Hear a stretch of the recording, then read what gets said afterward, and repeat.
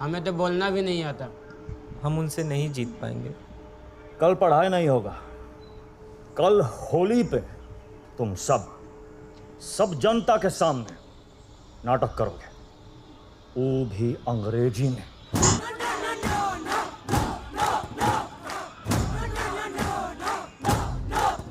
No no no no no no no no no no no No, no, no, no, no, no, no, no. Basanti, no dance in front of these dogs. Basanti, no dance in front of these dogs. Holi है भाई, होली है सबकी, होली होली है तेरी होली मेरी होली सबकी Holi happy है। English किधर है? इंग्लिश, होली इंग्लिश, हैप्पी भी इंग्लिश यार। मी कहेंगे इंग्लिश में टाको टाके नहीं ससुरा। दिल बिहारी स्पीकिंग भाषा जाने नहीं दूसरा। He told me, you told him, I told you, no tell her, I told her, no tell you, so tell me to tell you, she told him to tell her. गजब दुनिया का फंडा, फिकर भी नॉट चिंता। गलत English भले ही we will गाड़ेंगे झंडा। They throwing Ita, we throwing rocks.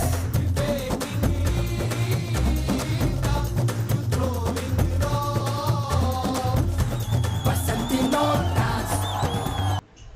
Hello everyone, आज हमारा चैप्टर है फोर्थ ज्योग्राफी का, मानव बस्तियाँ।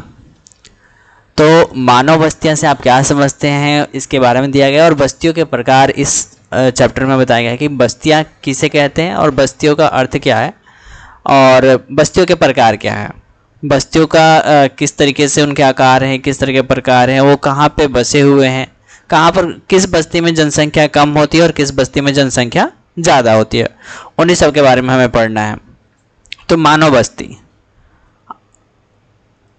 मानव बस्ती का अर्थ है किसी भी प्रकार और आकार के घरों का संकुलन या संकुल जिसमें मनुष्य रहते हैं, उसे हम मानव बस्ती कहते हैं। मानव बस्ती का मतलब है कि किसी भी आकार या प्रकार का घर हो जिसमें मनुष्य रहता है, उसे हम मानव बस्ती कहते हैं। इस उद्देश्य के लिए लोग मकानों और अन्य इमारतों का निर्माण करते हैं और अपने आर्थिक पोषण आधार के लिए कुछ क्षेत्र पर स्वामित्व रखते हैं। अतः बस्ती की प्रक्रिया में मूल रूप से लोगों के समूहन और उनके संसाधन आधार के रूप में क्षेत्र का आवंटन सम्मिलित होते हैं। बस्तियां आकार और प्रकार में भिन्न होती है। सारी बस्तियां एक जैसी नहीं होती हैं, हर जगह उसके आकार भी अलग है और प्रकार भी अलग है, घर बनाने का तरीका अलग है ना, और उनके आकार अलग है। उनका परिसर एक पल्ली से लेकर महानगर तक है। जो बस्तियों के प्रकार है उसमें जो नाम डिसाइड किए गए हैं या जो नाम दिया गया है, उसमें सबसे छोटी बस्तियां जो होती है उसे हम पल्ली बस्तियां कहते हैं, और बड़े बड़े महानगर तक भी हैं। हम कई ऐसी जगहों को महानगर के नाम से जानते हैं, उन बस्तियों को। आकार के साथ बस्तियों के आर्थिक अभिलक्षण और सामाजिक संचालन बदल जाती है। देखिए, ये कह रहा है कि आकार के साथ साथ बस्तियों के जो आर्थिक अभिलक्षण होते हैं और सामाजिक संरचना होती है वो बदल जाती है। मान लीजिए कहीं पे झोपड़पट्टी है, तो हम लोगों के माइंड में क्या आएगा? ये तो नहीं आएगा कि वो लोग बहुत अमीर हैं, आर्थिक अभिलक्षण उनके ज़्यादा तो नहीं दिखेंगे, ऐसा लगेगा कि वहाँ गरीब है अगर वहाँ पे झोपड़ी वगैरह है। और वहीं पे अगर हम देखते हैं कि बस्ती का आकार अलग है, बड़ी बड़ी बिल्डिंग्स हैं, है ना, तो हमें क्या लगेगा कि ये जो एरिया काफ़ी हाई फाई एरिया है भाई साहब, यहाँ पे तो हम लोगों के रहने का सोच भी नहीं सकते हैं। तो ऐसे ऐसे अभिलक्षण होते हैं, यानी कि हम घरों के आकार से, रहने का जो आवास स्थान है उसके आकार से हम पता लगा सकते हैं कि उनके आर्थिक अभिलक्षण क्या है, उनकी आर्थिक स्थिति कैसी है। और साथ ही बदल जाते हैं पारिस्थितिकी और प्रौद्योगिकी। हाँ, अगर वो शहरों में है, लोग शहरों में रह रहे हैं, वहाँ पे बड़े बड़ी बिल्डिंग्स है, तो ये तो हम अंदाज़ा नहीं लगा सकते हैं कि उनकी काम क्या है। पारिस्थितिकी और प्रौद्योगिकी होगी वहाँ पे, नई नई टेक्नोलॉजी होंगे वहाँ पे, है ना। ये तो नहीं कि वो किसान है और खेतों में जाके खेती कर रहे हैं, और बड़े बड़े बिल्डिंग में रह रहे हैं, ये ऐसा नहीं हो सकता ना। तो हम घरों के आकार से और घरों के प्रकार से ही हम अंदाज़ा लगा सकते हैं कि उनकी आर्थिक अभिलक्षण कैसी है। बस्तियां छोटी और विरल रूप से लेकर बड़ी और संकुलित अवस्थित हो सकती हैं। जो बस्तियां होती है छोटी और विरल रूप से लेकर, बस्तियां छोटी भी होती हैं और विरल मतलब कि बहुत ही कम, और बड़ी संकुलित अवस्थित भी हो सकती हैं। विरल रूप से अवस्थित छोटी बस्तियां जो कृषि अथवा अन्य प्राथमिक क्रियाकलापों में विशिष्टता प्राप्त करती है। जो विरल बस्तियां होती है बहुत ही कम, एका दुका कहीं कहीं पे, या थोड़ा अलग अलग होती हैं बस्तियां, तो वो गांव वगैरह हो गया। तो यहाँ पे ये जो लोग हैं वो प्राथमिक क्रियाकलाप में लगे होते हैं। प्राथमिक क्रियाकलाप आपको पता होगा कि जिसमें कि सारी जो काम होते हैं प्राथमिक क्रियाकलाप में वो सारे ज़मीनी स्तर पे होता है, और इसमें जो भी कार्य होता है वो ज़मीन से जुड़ा होता है, जैसे कि खेती करना, पशुओं को पालना, यानी कि उसका कोई और दूसरा सोर्स नहीं है, वो सारा प्राकृतिक रूप से जुड़ा हुआ है प्राथमिक क्रियाकलाप। तो विशिष्टता प्राप्त कर लेती है, अन्य प्राथमिक क्रियाकलापों में विशिष्टता प्राप्त कर लेती है और गांव कहलाती है, और इन जगहों को क्या बोलते हैं? गांव बोलते हैं, है ना। दूसरी ओर कम किंतु बड़े अधिवास द्वितीयक और तृतीयक क्रियाकलापों में विशेषीकृत होते हैं। कह रहे हैं कि दूसरी ओर अगर हम बात करते हैं तो जो शहर होता है, नगर होता है, वो लोग किस काम में बिजी रहते हैं? वो है द्वितीयक और तृतीयक क्रियाकलापों में, जो इन्हें नगरीय बस्तियां कहा जाता है। यानी कि जो लोग शहरों में रहते हैं और द्वितीयक और तृतीयक क्रियाकलापों में लगे हुए हैं, विशेषीकृत हैं, मास्टर्ड हो रहे हैं, उनको हम कहते हैं नगरीय बस्तियां। ग्रामीण और नगरीय बस्तियों में निम्नलिखित अंतर है। वो अंतर क्या है अभी हम पढ़ेंगे इसमें। अब देखिए वीडियो है जो यहाँ पे पिक्चर्स दिया गया है, आप यहाँ से ये बस्तियों का एक छोटा सा मतलब पिक्चर है। अब हम अंदाज़ा लगा सकते हैं कौन कौन सी बस्तियाँ हैं, ठीक है। देखिए ये कहाँ कहाँ लोग बसे हुए हैं, ठीक है। तो हम बात करते हैं क्या अंतर है ग्रामीण बस्ती और नगरीय बस्तियों में। ग्रामीण बस्तियां अपने जीवन का पोषण अथवा आधारभूत आर्थिक आवश्यकताओं की पूर्ति भूमि आधारित प्राथमिक आर्थिक क्रियाओं से करती है। बिल्कुल बात सही है कि जो ग्रामीण बस्ती के लोग होते हैं वो क्या करते हैं? अपना भरण पोषण मतलब खेती बाड़ी करके अपना कर लेते हैं।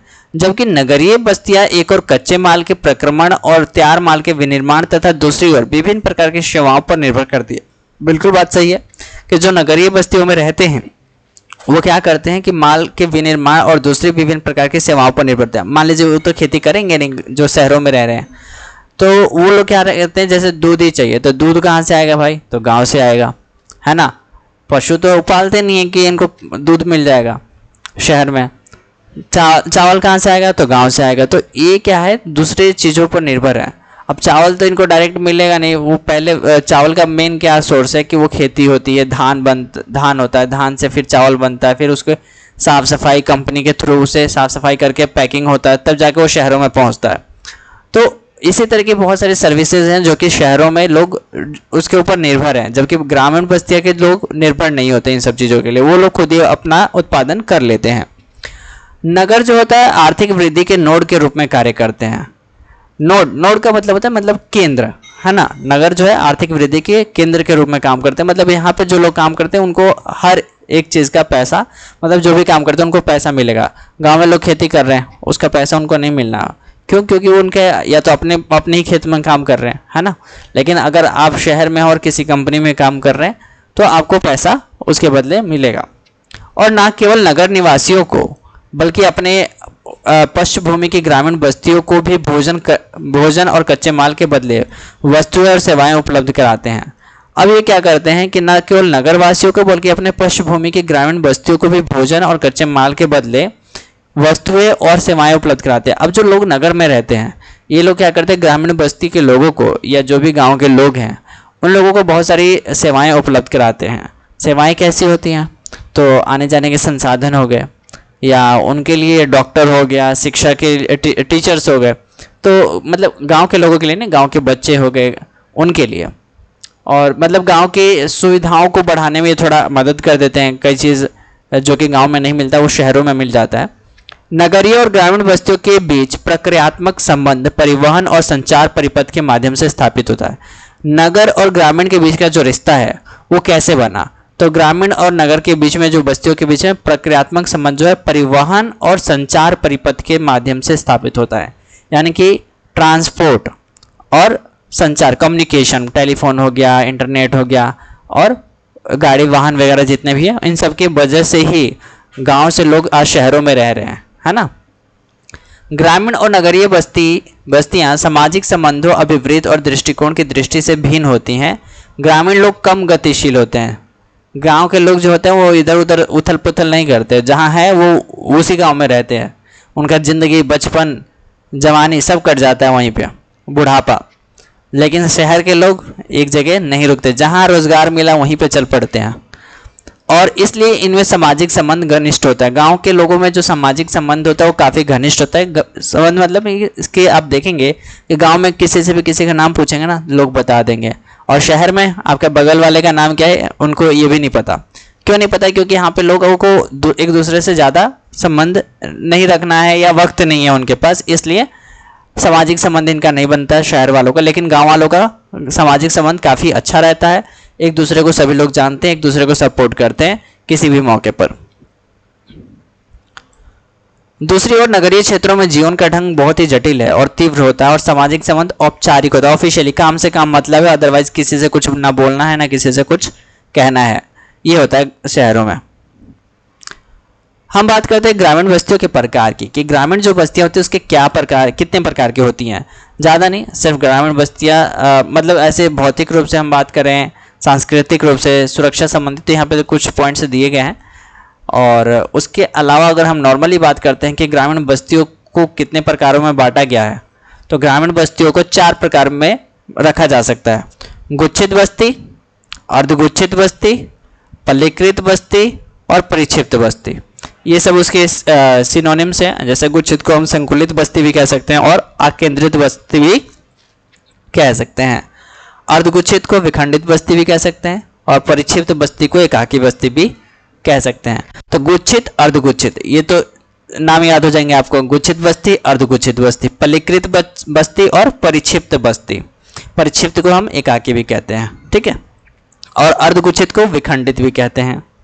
तो थोड़ा सा ये नाम एक बार याद करना पड़ेगा आपको। थोड़ा सा ऊपर से हम पढ़ लेते हैं इसमें क्या क्या दिया है कि बस्तियों के प्रकार निर्मित क्षेत्र के विस्तार और अंतर्वास दूरी द्वारा निर्धारित होती है। ये जो बस्तियों के प्रकार है ना, यह जो विस्तार है, अंतर्वास, दूरी, वो कितनी दूरी पर बना हुआ है इसके आधार पर मतलब कि इन सबका होता है। भारत में कुछ 100 घरों से संयुक्त सन्हत अथवा गुच्छित गांव विशेष रूप से उत्तरी मैदानों के एक सार्वत्रिक लक्षण है।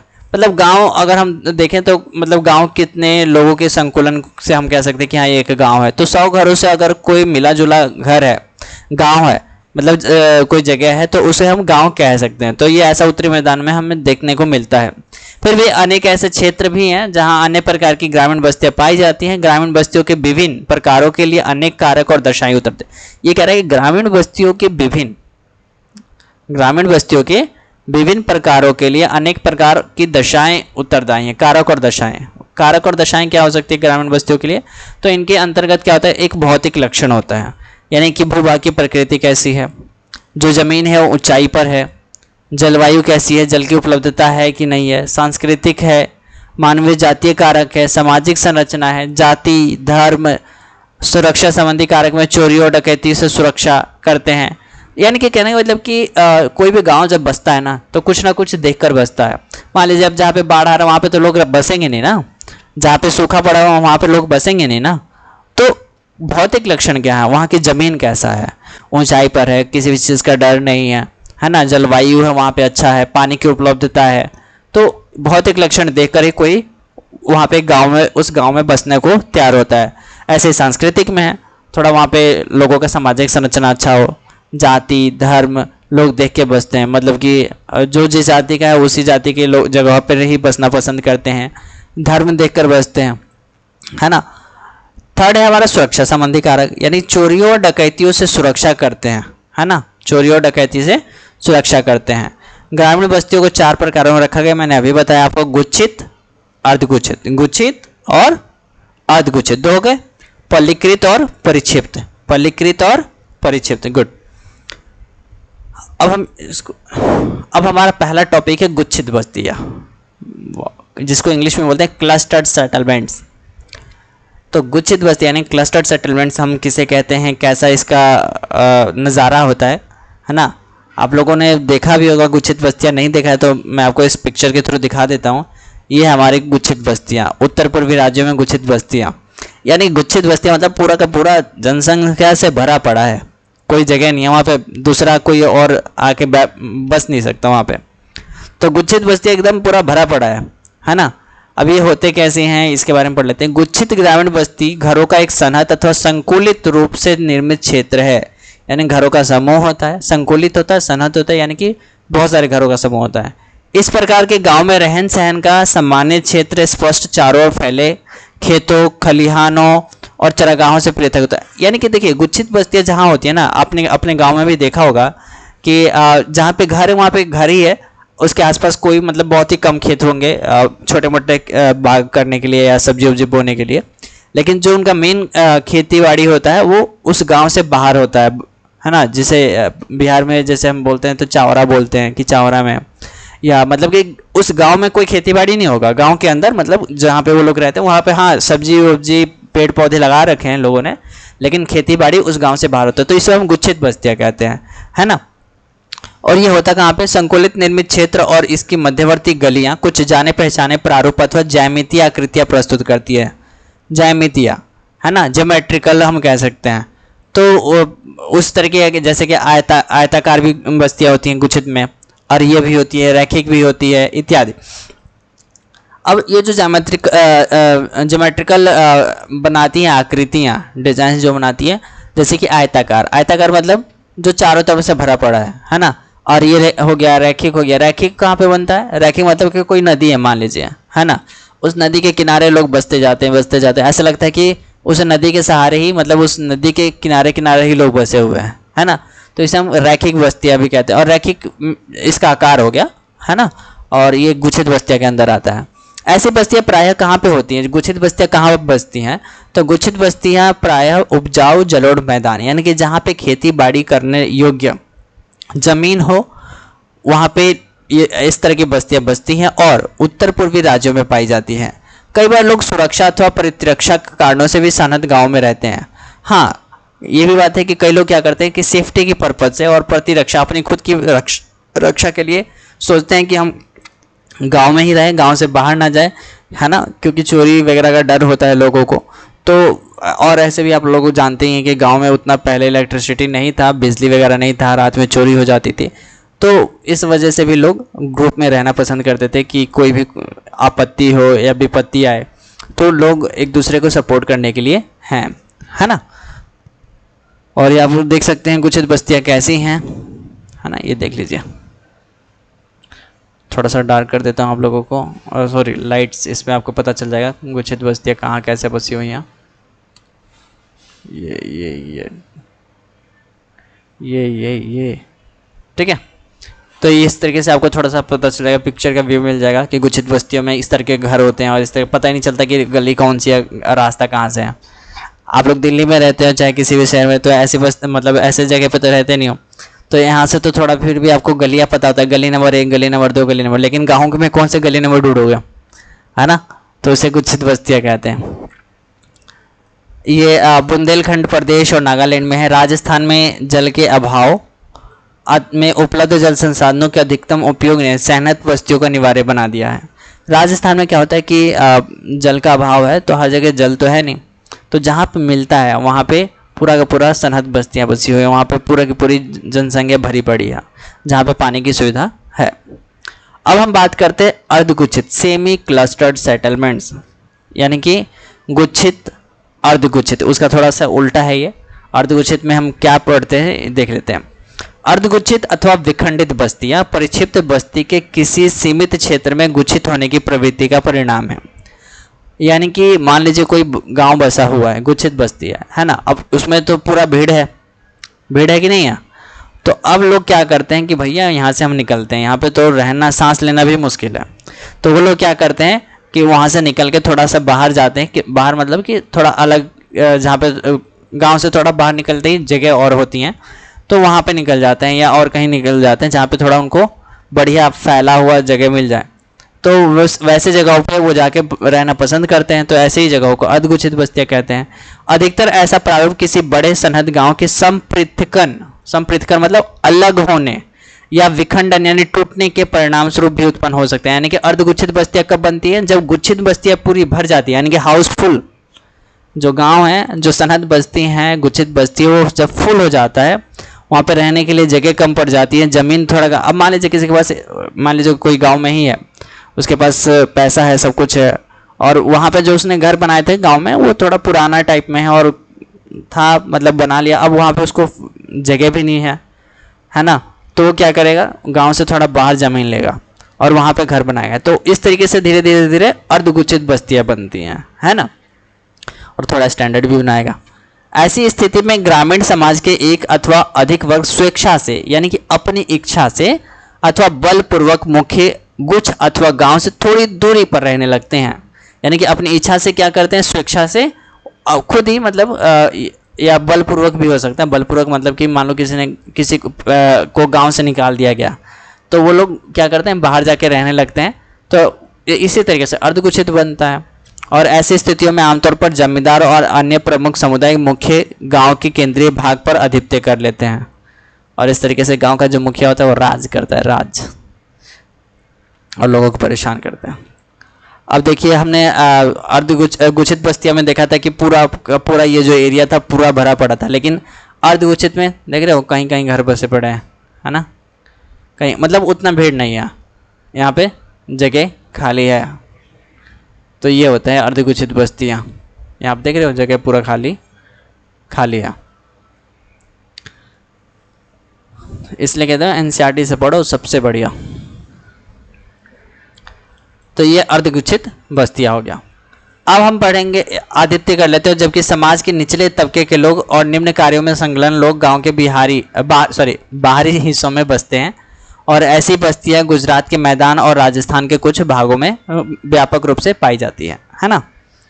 अब हम बात करते हैं थर्ड वाला, पल्ली बस्तियां, हैमलेटेड सेटलमेंट्स। पल्ली बस्तियां होती क्या हैं? तो कई बार बस्ती भौतिक रूप से एक दूसरे से पृथक इकाइयों में बढ़ जाती है। अब भौतिक कारक से, भौतिक मतलब ज्योग्राफिकल मतलब कि प्राकृतिक रूप से, है ना। तो कई बार बस्तियां प्राकृतिक रूप से एक दूसरे से पृथक अनेक इकाइयों में बढ़ जाती, किंतु उन सब का नाम एक रहता है। अब प्राकृतिक रूप से कैसे अलग बस जाती है? तो मान लीजिए पहाड़ी इलाका है, अब पहाड़ी पे, अब पहाड़ जो है, अब ये तो है नहीं कि 50 लोग चाहे एक ही जगह पे एक साथ मकान बना लेंगे, नहीं ना। तो कोई ऊपर बनाएगा, कोई नीचे बनाएगा, कोई आगे पीछे, जहाँ थोड़ा थोड़ा जगह मिलेगा और लोग उसी हिसाब से। तो ये कह रहा है कि भौतिक रूप से एक दूसरे से पृथक होता है, मतलब वो जानबूझ के नहीं बना रहे, मजबूरी है भैया, एक साथ तो बना ही नहीं सकते, खाई में गिर जाएंगे, है ना, या भूस्खलन हो जाएगा, पहाड़ गिर जाएगा, तो ये सारी चीज़ें हैं। तो इस तरीके से मतलब कि ये पल्ली बस्तियाँ बनती हैं, यानी कि भौतिक रूप से यानी प्राकृतिक रूप कारण है जिसकी वजह से वो एक साथ तो घर नहीं बना सकते, मकान नहीं बना सकते, बस्तियाँ नहीं बसा सकते, इसलिए उसको पल्ली बस्तियाँ कहते हैं। अब इसमें नाम अलग अलग होते हैं, मतलब इन सब का मतलब कहने का मतलब एक ही है, पल्ली बस्तियाँ ही कहना है, लेकिन हर जगह पर कई जगह के हिसाब से अलग अलग नाम है इनके। जैसे कि इन इकाइयों को देश के विभिन्न भागों में स्थानीय स्तर पर पाना, पाड़ा, पाली, नगला, ढाड़ी इत्यादि कहा जाता है। फिर से बोलो, पाना, पाड़ा, पाली, नगला, ढाड़ी इत्यादि कहा जाता है। किसी विशाल गांव का एक ऐसा खंडी भवन प्रायः सामाजिक और मानव जातीय कारकों द्वारा अभिप्रेरित होता है। ऐसे गांव मध्य और निम्न गंगा के मैदान, छत्तीसगढ़ और हिमालय की निचली घाटियों में बहुतायत में पाए जाते हैं। अब हमारा आता है परिक्षिप्त बस्तियाँ। परिक्षिप्त बस्तियाँ मैंने बताया डिस्पर्स्ड सेटलमेंट्स। अब देखो परिक्षिप्त, आप लोगों को ऐसे ही पता चलेगा परिक्षिप्त में आपको कहाँ कहाँ मकान दिख रहे हैं इसमें, है ना। यानी कि पहला तो गुच्छित बस्ती था, चलो वो तो ठीक था, वो तो पता है, अर्धगुच्छित आया, फिर पल्ली बस्तियाँ, फिर परिक्षिप्त बस्तियाँ। तो आप देख लो पल्ली बस्तियों में घर कहाँ कहाँ बने हैं, देख के पिक्चर देख के आपको पता चल जाएगा पल्ली बस्ती में मैं क्या बताने वाला हूँ या एनसीईआरटी में क्या लिखा हुआ है ना। तो नागालैंड में परिक्षिप्त बस्तियाँ। तो भारत में परिक्षिप्त अथवा एकाकी बस्ती प्रारूप सुदूर जंगलों में एकाकी झोपड़ियों अथवा झोपड़ियों की पल्ली अथवा छोटी पहाड़ियों की ढालों पर खेतों अथवा चरागाहों के रूप में दिखाई पड़ता है। बस्ती का चरम विक्षेपण प्रायः भूभाग और निवास योग्य क्षेत्र के भूमि संसाधन आधार की अत्यधिक विखंडित प्रकृति के कारण होता है। और ऐसा क्यों होता है कि बस्ती का जो चरम विक्षेपण है या भूभाग और निवास योग्य क्षेत्र के भूमि संसाधन आधार की अत्यधिक विखंडित प्रकृति के कारण होता है। ज़्यादा टूट गया है वो, मतलब कि वहाँ पे लोग मजबूरन है, चाहे जो भी है, जगह नहीं है या एक साथ नहीं रह सकते हैं, तो जिसकी वजह से उनको अलग अलग कहीं कहीं पे बस्तियाँ बसानी पड़ती है, घर मकान एक का दुक्का होता है, तो उसी को हम परिक्षिप्त बस्तियाँ कहते हैं। और ऐसा कहाँ पे देखने को मिलता है? पहाड़ी इलाकों में मिलता है, जैसे कि मेघालय हो गया, उत्तराखंड हो गया, हिमाचल प्रदेश हो गया, केरल हो गया, अनेक भागों में बस्ती का यह प्रकार पाया जा सकता है। अब हमारा आता है नगरीय बस्तियां। अभी तक तो हम पढ़ रहे थे ग्रामीण बस्तियों के बारे में, अब हम पढ़ेंगे नगरीय बस्तियां। नगरीय बस्तियां आप लोगों ने क्या समझ में आ रहा है? मैं क्या बताऊंगा इसमें। आप लोग नगर में रहते हैं तो नगरीय बस्तियों के बारे में हम पढ़ लेते हैं। ग्रामीण बस्तियों के विपरीत नगरीय बस्तियां सामान्यतः सनहत और विशाल आकार की होती है। बिल्कुल भाई साहब, यहाँ पे तो भीड़ है। सनहत मतलब ग्रुप, और विशाल आकार की होती है, मतलब बड़े होते हैं, गांव से बड़ा ही होता है बाहर के शहर नगर। ये बस्तियां अनेक प्रकार के अकृषि मतलब खेती बाड़ी ना करने वाला जगह, आर्थिक और प्रशासकीय प्रकारों में संलग्न होती है। अब ये क्या करते हैं? आर्थिक कार्यों, आर्थिक मतलब कि जैसे कि कोई भी काम जो किया जाता है पैसे कमाने के आधार पर किया जाता है ना। और प्रशासकीय प्रकारों में संलग्न होती है, प्रशासन चलाया जाता है। दिल्ली हो गया, दिल्ली से सरकार बनती है, संसद है हमारा, तो इस तरीके से होम मिनिस्ट्री है, मंत्रालय सारे दिल्ली में है, मैक्सिमम दिल्ली में।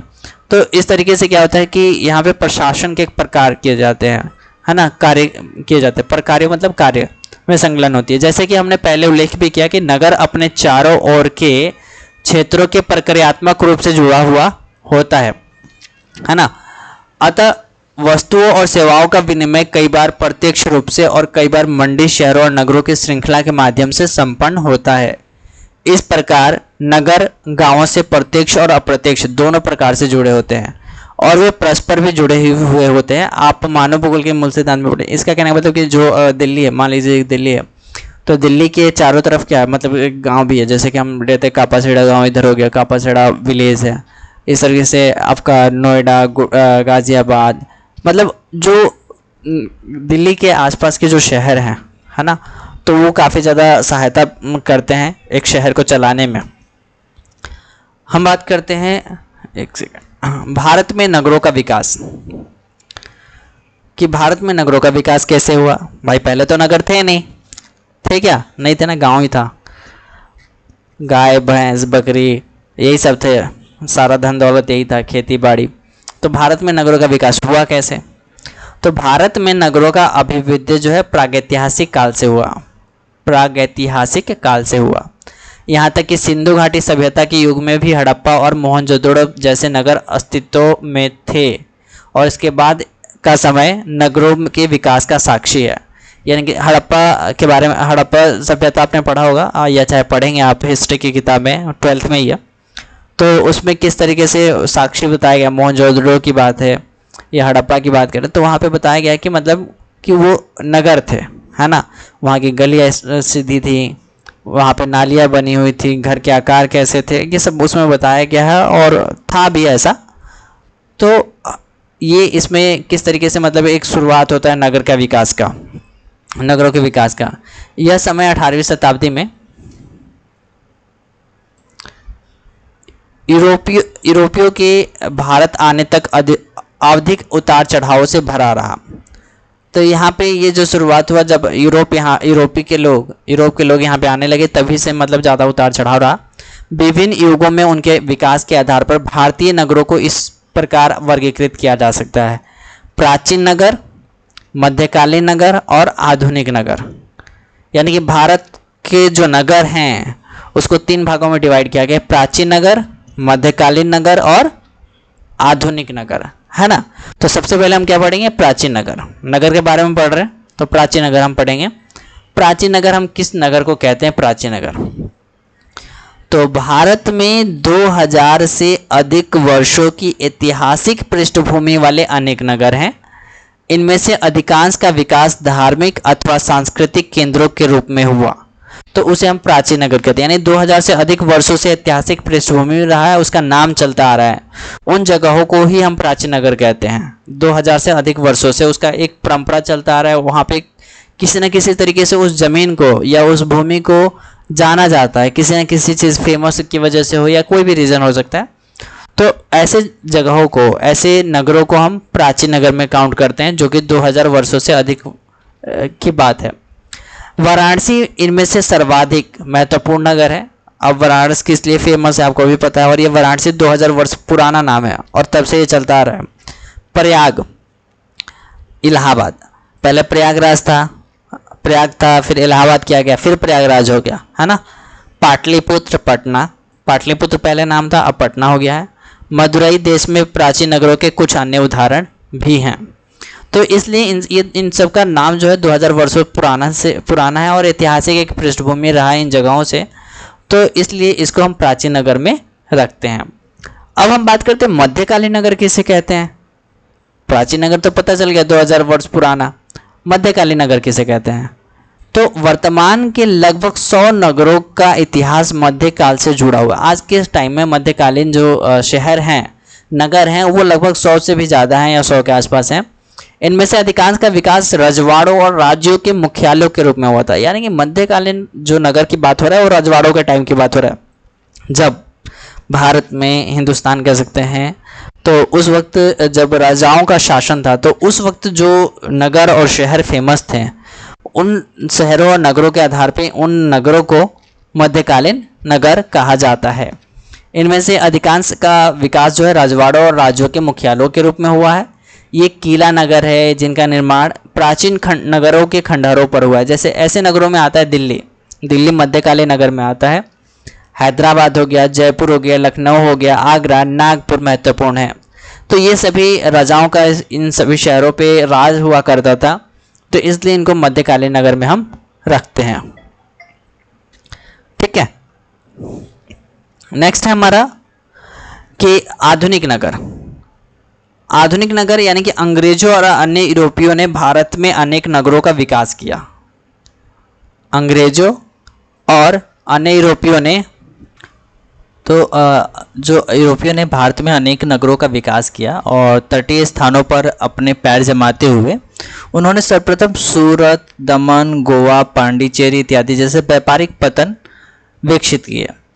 अब समझ रहे हो, जब वो लोग आए तो क्या हुआ, सबसे पहले भारत में अनेक नगरों का विकास किया। अंग्रेज जब भारत में आए तो सबसे पहले विकास किया किसी नगरों का, क्योंकि वहाँ पे वो लोग रहते थे, वो थोड़ा हाईफाई एरिया था। हमारा इंडिया में जब वो आए थे, मतलब हमारे हिंदुस्तान में, इंडिया में, तो मतलब उतना डेवलप नहीं था। तो पहले उन्होंने तो नगरों का विकास किया। फिर तटीय स्थानों पर, तटीय मतलब जहाँ पे समुद्र के किनारे वाला इलाका है, जैसे सूरत हो गया, दमन हो गया, गोवा हो गया, पांडिचेरी हो गया, तो इन सभी जगहों पर व्यापारिक पतन विकसित किया। व्यापारिक पतन मतलब जैसे एयरपोर्ट होता है, रेलवे एयरपोर्ट हवाई जहाज़ के लिए हो गया, रेलवे स्टेशन हो गया रेलवे के लिए, तो वैसे ही आपका पतन होता है जहाज, पानी जहाज़ के लिए, है ना, पतन। तो व्यापारिक पतन विकसित किए, जैसे कि कोई भी सामान किसी भी देश से, मतलब पहले तो उतना ये सब था नहीं, एयर टिकट्स वगैरह नहीं होते थे या एयरलाइंस नहीं था, तो सबसे ज़्यादा पहले किसी भी सामान को या व्यापार करने के लिए ये पतन का ही यूज़ किया जाता था, शिप वगैरह का। फिर क्या हुआ कि अंग्रेज़ों ने बाद में 3 मुख्य नोड बनाए, बम्बई, चेन्नई और कोलकाता, है ना, और इस पर अपनी पकड़ मजबूत की और उनका अंग्रेजी शैली में निर्माण किया। अंग्रेजी शैली मतलब कि जैसे उनके वहाँ पे हुआ करता था। अब देख रहे हो ये आई थिंक आधुनिक शहर का एक दृश्य है, और ये आधुनिक शहर जहाँ तक मुझे लगता है शायद कनॉट प्लेस दिल्ली का ही है ना। ये तो ये इस तरीके से उन्होंने बनाया था। फिर ये एक नगरीकरण की प्रवृत्तियाँ बताएं, किस तरीके से नगरों की जनसंख्या हर साल या 10 साल पे यहाँ पे आंकड़ा दिखाया गया है, तो कैसे बढ़ता गया, ये इस तरीके से। फिर विकसित किया, फिर अपनी प्रभाविता को प्रत्यक्ष रूप से अथवा रजवाड़ों पर नियंत्रण के माध्यम से तेजी से बढ़ाते हुए उन्होंने प्रशासनिक केंद्रों, ग्रीष्मकालीन विश्राम स्थलों के रूप में पर्वतीय नगरों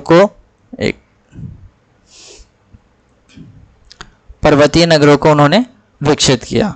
अब देखिए कि उन्होंने क्या हुआ कि रजवाड़ों पर नियंत्रण किया पहले, है ना। अब वहाँ पे आए, पहले सी पोर्ट वगैरह पे आए, फिर नियंत्रण किया रजवाड़ों पे, फिर तेजी से बढ़ाते हुए उन्होंने प्रशासनिक केंद्रों पर नियंत्रण किया। ग्रीष्मकालीन विश्राम स्थलों के रूप में पर्वतीय नगरों को स्थापित किया गया। अब इनको यहाँ पे लगती थी गर्मी, तो क्या करते थे ये लोग कि जितने भी पर्वतीय इलाके हैं, जैसे हमारा उत्तराखंड हो गया, हरिद्वार हो गया, है ना, चंडीगढ़ वगैरह, मतलब कि इस तरीके से ऐसे जगहों पे मतलब कि काफ़ी ठंडा था और पर्वतीय नगर है हमारे, तो इन्होंने यहाँ पे बनाया विश्राम स्थान, मतलब आराम करने के लिए ग्रीष्मकालीन में, यानी कि गर्मियों में। तभी तो लोग आजकल हमारे यहाँ पे हॉलीडेज़ पे जाते हैं, जब गर्मियों में बच्चों की स्कूल की छुट्टी हुई, चलो भाई घूमने। चाहे ठंडियों में आप देखते हो तो किस तरीके से लोग घूमने जाते हैं। तो उन्होंने सिविल, प्रशासनिक और सैन्य क्षेत्रों को जोड़ा। 1850 के बाद आधुनिक नगरों पर या आधुनिक उद्योगों पर आधारित नगरों का भी जन्म हुआ। फिर 1850 के बाद जो आधुनिक नगर बनने लगे वो उद्योगों के आधार पर बनने लगा, आधुनिक उद्योगों पर आधारित नगर बनने लगे। स्वतंत्रता प्राप्ति के बाद जब आज़ादी मिल गई, उसके बाद अनेक नगर जो थे वो प्रशासनिक केंद्र, जैसे कि प्रशासनिक नगर में क्या क्या आ गया, जैसे चंडीगढ़, भुवनेश्वर, गांधीनगर, दिसपुर इत्यादि, और औद्योगिक केंद्रों जैसे दुर्गापुर, भिलाई, सिंदरी, बरौनी के रूप में विकसित हुए। यानी कि ऐसे नगर जहाँ से प्रशासन चलाया जाता है, शासन चलाया जाता है, तो ऐसे कुछ क्षेत्र भी थे। और कुछ पुराने नगर महानगरों के चारों ओर अनुषंगी नगरों के रूप में विकसित हुए। जैसे दिल्ली के चारों ओर बात करें तो गाजियाबाद, रोहतक, गुरुग्राम इत्यादि। अनुषंगी नगर, अनुषंगी मतलब कि किसी एक बहुत बड़े फेमस शहर के आसपास जो बस्तियां बसने लगती हैं, जो नगर बसने लगते हैं, उसी को हम बोलते हैं अनुषंगी नगर, है ना। तो इसने बोला कुछ पुराने नगर महानगरों के चारों ओर अनुषंगी नगरों के रूप में विकसित हुए, जैसे कि दिल्ली के चारों ओर गाजियाबाद, यानी कि दिल्ली के सहारे ही धीरे धीरे, मतलब हम कह सकते हैं कि अगर हम छोटा सा एक उल्टा अपोजिट एक एग्जांपल लेते हैं, तो जैसे कि पहले दिल्ली एक शहर हो गया, या हम इसको मान लेते हैं बस्ती, गुच्छित बस्ती मान के चलते हैं, ऐसे गुच्छित शहर है, तो उसके फिर बाद गाजियाबाद हो गया आपका, है ना, रोहतक हो गया, गुरुग्राम हो गया, फिर धीरे धीरे लोग साइड मतलब बसने लगे। तो एक गुच्छित जो शहर है ना, उसके आसपास जो लोग बसने लगे, तो उसी को अनुषंगी नगर कहने लगे, अनुषंगी शहर कहने लगे। ग्रामीण क्षेत्रों में बहुत बढ़ते निवेश के साथ पूरे देश में बड़ी संख्या में मध्यम और छोटे नगरों का विकास हुआ। हम बात करते हैं कि भारत में नगरीकरण कैसे आया। नगरीकरण की हम बात करते हैं कि भारत में नगरीकरण कैसे आया। तो नगरीकरण के स्तर का माप कुल जनसंख्या में नगरीय जनसंख्या के प्रतिशत के रूप में किया जाता है। वर्ष 2011 में भारत में नगरीकरण का स्तर जो था वो 31.16% था, जो कि विकसित देशों की तुलना में काफ़ी कम है। 20वीं शताब्दी के दौरान नगरीय जनसंख्या 11 गुना बढ़ी। नगरीय केंद्रों के विवर्धन और नए नगरों के आविर्भाव ने देश में नगरीय जनसंख्या की वृद्धि और नगरीकरण में सार्थक भूमिका भी निभाई, किंतु नगरीकरण की वृद्धि दर पिछले 2 दशकों में धीमी हुई। हम बात करते हैं जनसंख्या के आधार पर नगरों का वर्गीकरण। अब जो नगरों का वर्गीकरण किया गया वो जनसंख्या के आधार पर किया गया। अगर इतनी जनसंख्या होगी तो इसको इस नगर के नाम से जाना जाएगा, इतनी जनसंख्या हुई तो इस नगर के नाम से, तो ऐसे मतलब नगरों का वर्गीकरण किया गया है जनसंख्या के आधार पे।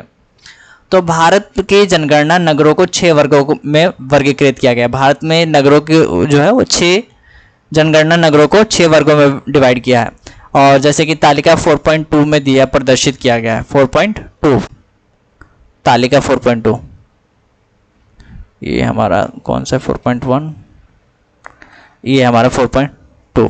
तो इसमें जनसंख्या के आधार पे नगरों का नाम रखा गया और उसको वर्गीकृत किया गया। देख रहे हो ना, ये 6 है, ये 6 वर्गीकृत किया गया है। अब किस वाले की जनसंख्या से कितना कम रहेगा तो किसको क्या कहेंगे, ये सब हम यहाँ पे पढ़ लेते हैं। ये ऊपर दिया हुआ है। तो 1 लाख से अधिक नगरीय जनसंख्या वाले केंद्रीय नगर को अथवा प्रथम वर्ग का नगर कहा जाता है। इसने बोला 1 लाख से अधिक नगरीय जनसंख्या वाले नगरीय केंद्र को नगर अथवा प्रथम वर्ग का नगर कहा जाता है। अब ये देखो, ये रहा एक आपका, है ना, जिस हम एक की बात कर रहे हैं 1 लाख, तो इतनी ज़्यादा जनसंख्या जो कि 1 लाख से, सॉरी ये देख रहे हो, इतनी ज़्यादा जनसंख्या जो 1 लाख से अधिक नगरीय क्षेत्रों के रूप में रहते हैं, ये प्रथम वर्ग में आते हैं। यानी कि इतने ज़्यादा शहर हैं 1 लाख से उसमें आने वाले कैटेगरी में, यानी कि सबसे ज़्यादा 1 लाख से अधिक वाली जनसंख्या क्षेत्र हैं। फिर कह रहा है 10 लाख से 50 लाख की जनसंख्या वाले नगरों को महानगर, 10 लाख से 50 लाख की जनसंख्या वाले नगरों को महानगर कहते हैं, और 50 लाख से अधिक जनसंख्या वाले नगरों को मेगा नगर कहा जाता है।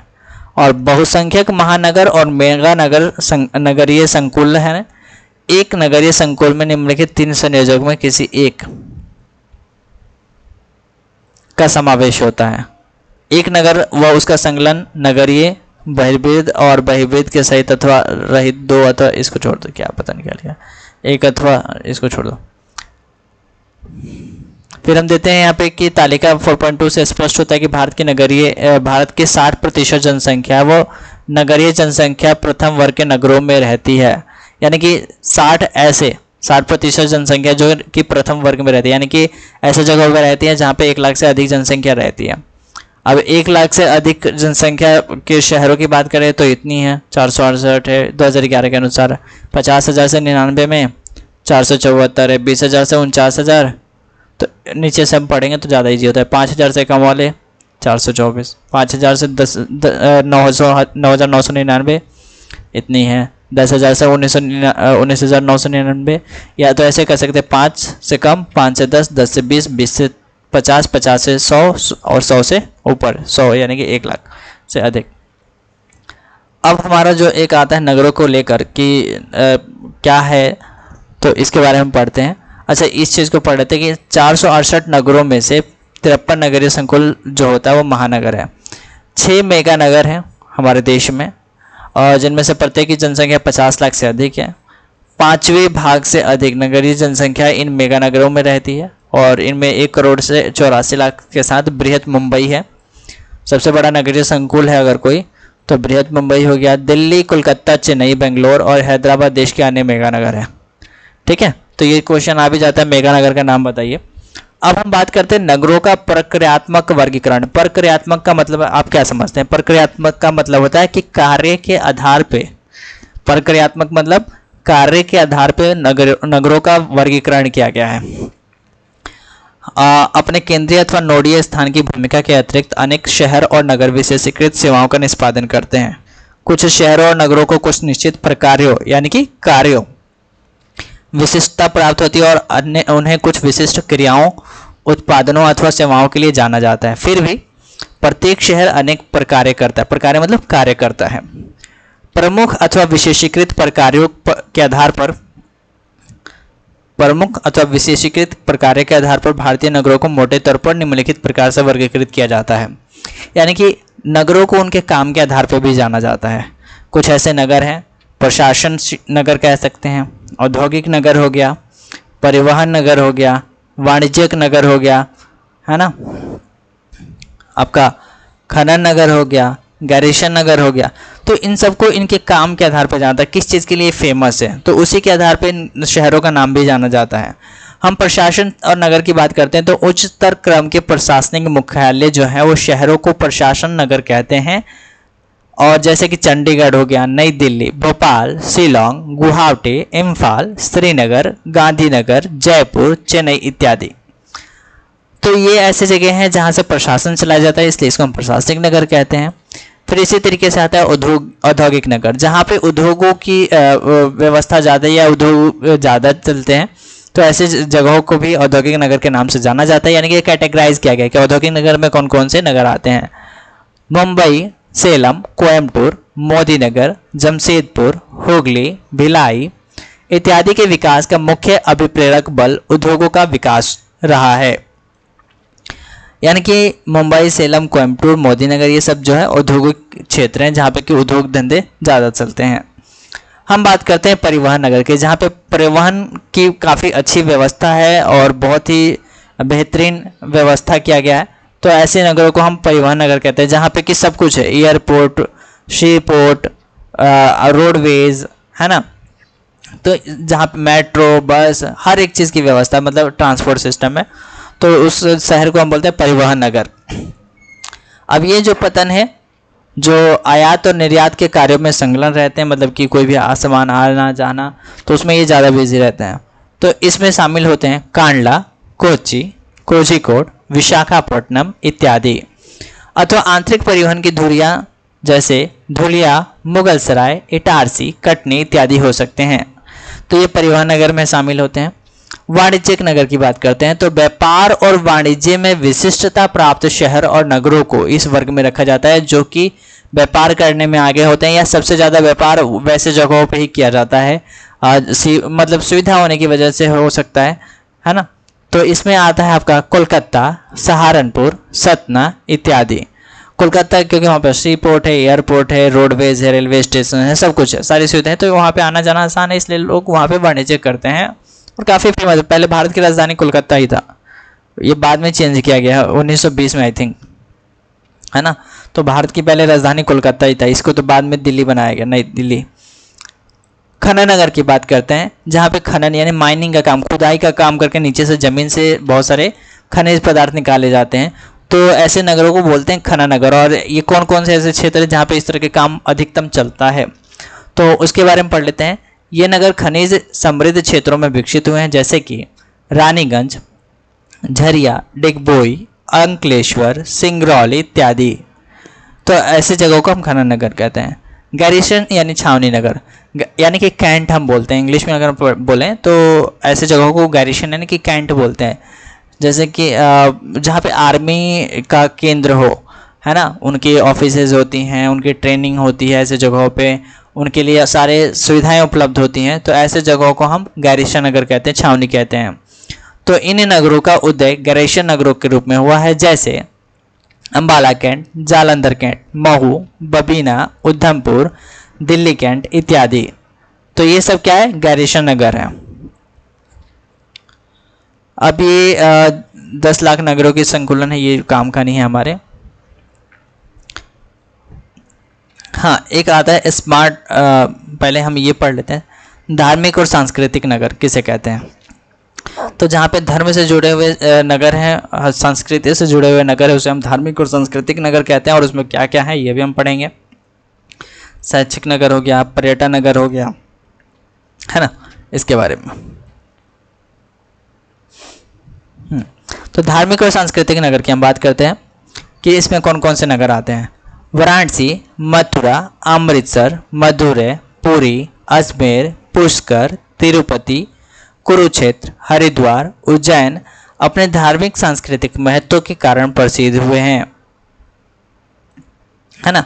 तो ये हमारे धार्मिक और सांस्कृतिक नगर हो गए, जहाँ पे धर्म से जुड़ी हुई चीज़ें हैं। आपका वैष्णो देवी हो गए, है ना, ये तीनों चारों धाम हो गए। तो ये सभी क्या है, धार्मिक और सांस्कृतिक नगर हैं।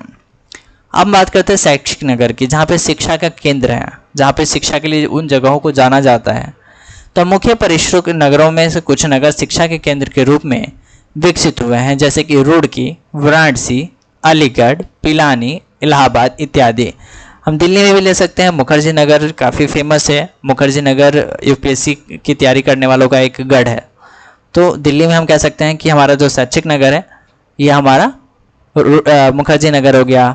North campus, south campus, north campus Delhi university है, साउथ कैंपस में आपका दिल्ली यूनिवर्सिटी के ही कॉलेजेस हैं, एंड जवाहरलाल नेहरू यूनिवर्सिटी भी साउथ कैंपस में ही लगभग पड़ जाता है, मतलब कि साउथ दिल्ली में पड़ जाता है। तो ये सारी चीज़ें हम बात करते हैं पर्यटन नगर, जहाँ पे घूमने वाला टूरिज्म प्लेसेस कह सकते हैं। तो ऐसे जगहों को हम, इसमें कौन कौन से जगह शामिल होते हैं उसके बारे में पढ़ लेते हैं। नैनीताल, मसूरी, शिमला, पंचमढ़ी, जोधपुर, जैसलमेर, उडगमंडलम यानी ऊटी बोलते हैं आज के टाइम में, माउंट आबू कुछ पर्यटन गंतव्य स्थान है, हरिद्वार ये हो गया। इस तरीके से बहुत सारे ऐसे जगह हैं जिसको पर्यटन में काउंट किया जाता है। नगर अपने प्रकारों में स्थिर नहीं हैं और उनकी गतिशील स्वभाव के कारण प्रकारों में परिवर्तन हो जाता है। विशेषीकृत नगर भी महानगर बनने पर बहुप्रक्रियात्मक बन जाते हैं। आज के टाइम में बहुत सारे ऐसे नगर हैं जो वो किसी एक चीज़ में एक्सपर्ट नहीं है, बल्कि मल्टी टैलेंटेड बनती जा रही है सिटी भी। तो इसलिए उसको बहु प्रक्रियात्मक, यानी आपको एक ही जगह पे पर्यटन नगर भी मिल जाएगा, शैक्षिक नगर भी मिल जाएगा, औद्योगिक नगर भी मिल जाएगा। तो जो भी हमने नगर पढ़ा है ना, वाणिज्यिक नगर भी मिल जाएगा, गैरिशा नगर भी मिल जाएगा। तो ऐसे को बहु प्रक्रियात्मक बोलते हैं, यानी हर तरह के काम करने वाले शहर। तो हम दिल्ली की एग्जांपल लेते हैं। दिल्ली में क्या है, आपको गैरिशा नगर है, दिल्ली कैंट है ना।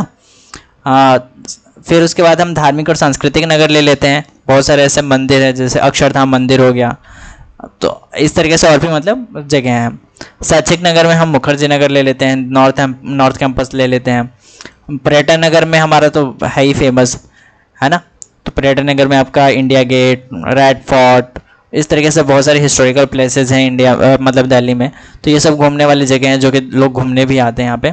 तो ये सब यानी कि लोग जो हमारा आज का जो सिटी है वो बहुत प्रक्रियात्मक बनता जा रहा है, यानी कि सिर्फ एक काम के लिए फेमस नहीं, बहुत सारे कामों के लिए फेमस होता जा रहा है, जिनके उद्योग, व्यवसाय, प्रशासन, परिवहन इत्यादि महत्वपूर्ण हो जाते हैं। प्रकार्य इतने अंतर्ग्रंथित हो जाते हैं कि नगर को किसी विशेष प्रकार्य वर्ग में वर्गीकृत नहीं किया जा सकता है। हम ये नहीं कह सकते कि सिर्फ ये जगह सिर्फ इसी काम के लिए फेमस है। आज के टाइम में वहाँ पे बहुत सारे कामों के लिए उसको वर्गीकृत किया जा सकता है।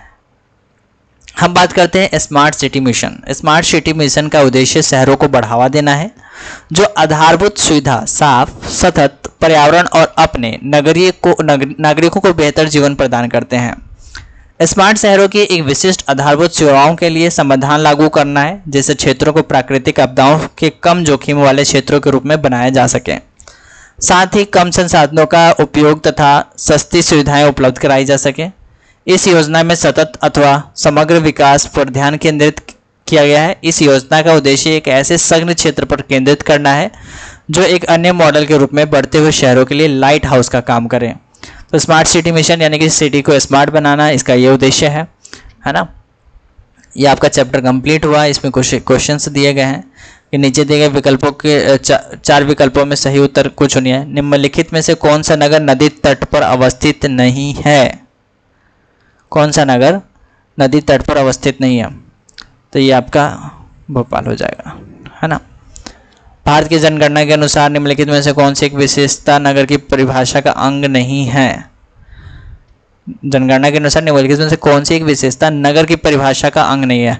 तो नगर जनसंख्या घनत्व 400 व्यक्ति प्रति वर्ग किलोमीटर होता है। नगर पालिका नगर निगम का होना, 75% से अधिक जनसंख्या पर का प्राथमिक खंड में संकलन होना, जनसंख्या का आकार 5000 से व्यक्तियों से अधिक। तो देखिए ये वाला जो हिस्सा बताया ना इन्होंने, ये गलत है, क्योंकि ये नहीं होगा। क्यों?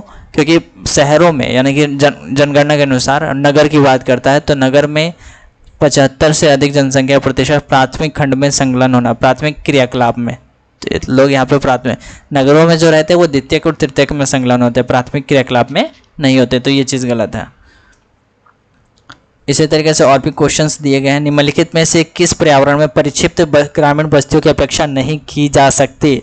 परिक्षिप्त यानी कि बहुत ही कम जनसंख्या वाला। तो देखो गंगा का जलोढ़ मैदान, यहाँ पे पानी है, सब कुछ सुविधा है, मिट्टी अच्छी है, तो यहाँ पे तो भैया जनसंख्या भर के रहेगी। राजस्थान के शुष्क और अर्ध शुष्क में, उत्तर पूर्व के वन पहाड़ियों और हिमालय के निचली घाटियों। तो इस देखिए इसने कहा कि किस पर्यावरण में परिक्षिप्त ग्रामीण बस्तियों की अपेक्षा नहीं की जा सकती है। तो सिर्फ गंगा का जलोढ़ मैदान ही है जहाँ पे की बस्तियाँ का परिक्षिप्त होना मुश्किल है, क्योंकि यहाँ पे पानी भी है, मिट्टी भी अच्छी है, तो खेती बाड़ी भी किया जा सकता है। तो इसलिए अपेक्षा नहीं कर सकते कि यहाँ पे कोई परिक्षिप्त बस्ती हो। यहाँ पे तो गुच्छित बस्तियाँ बसेंगी। हिमालय की निचली आधी घाटियों में परिक्षिप्त बस सकती हैं। राजस्थान के शुष्क और अर्ध शुष्क में परिक्षिप्त बस्तियाँ बस सकती हैं। उत्तर पूर्व के वन पहाड़ियों में परिक्षिप्त बस्तियाँ बस सकती है, लेकिन गंगा और जलोढ़ मैदान में नहीं। निम्नलिखित में से नगरों का कौन सा वर्ग अपने एक पदानुक्रम के अनुसार क्रमबद्ध है? तो सबसे पहले हमने बात किया था कि उसमें कौन सा शहर है, तो सबसे पहले तो मुंबई है, बृहत मुंबई। तो बृहत मुंबई बेंगलुरु का तो नाम भी नहीं था उसमें, है ना। तो ये तो होने से रहा। कोलकाता, इसमें कोलकाता सबसे पहले तो नहीं था, बृहत मुंबई था पहले। तो बृहत मुंबई में सिर्फ ये आपका ये वाला है और ये वाला है, तो ये वाले तो दो कट गए, ग और ख और ग तो कट गए। अब मुंबई के बाद बेंगलोर, गलत है ये। मुंबई, कोलकाता, दिल्ली, चेन्नई, तो ये वाला आपका सही है, घ वाला, ठीक है ना। निम्नलिखित में से कौन सा लगभग उत्तर लगभग 30 शब्दों में देना है। गैरिसन नगर क्या होते हैं पता है, दिल्ली कैंट हो गया, अम्बाला हो गया, तो ये सब गैरिसन नगर होते हैं। उनके प्रकार क्या होता है ना। किसी नगरीय संकुल की पहचान किस प्रकार की जाती है, ज्यामितीय आकार है, मतलब उसके घरों के आकार प्रकार संकुलन जो है वो आप बताना है।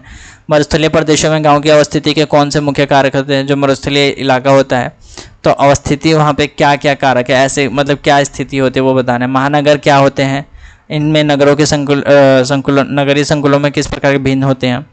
विभिन्न प्रकार की ग्रामीण बस्तियाँ बतानी है। अब इसमें ग्रामीण भौतिक पर्यावरणों में बस्तियों के प्रारूप के लिए उत्तरदायी कारक कौन से। तो पहले तो ग्रामीण बस्तियों के वो बताने कौन कौन से प्रकार होते हैं।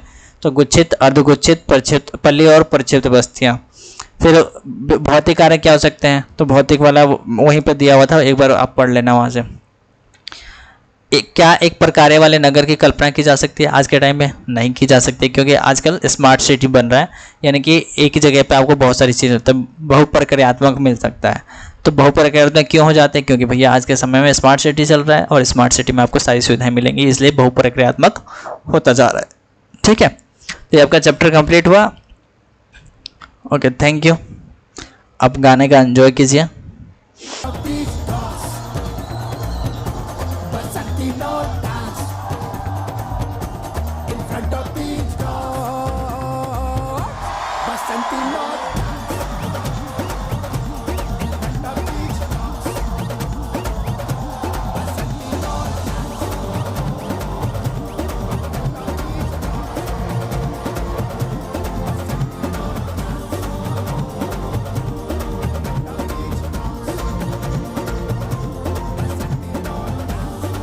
मास्टर जी, अंग्रेजी को काहे इतना बढ़ावा दे रहे हैं? अरे बढ़ावा नहीं दे रहे हैं, अंग्रेजी का डर हटा रहे हैं। ऐसा बहुत दरवाजा है दुनिया में जो सिर्फ इसीलिए नहीं खुलते हैं क्योंकि लोग मे आई कम इन नहीं कह पाते। बोल के दिखाओ। May I come in, sir?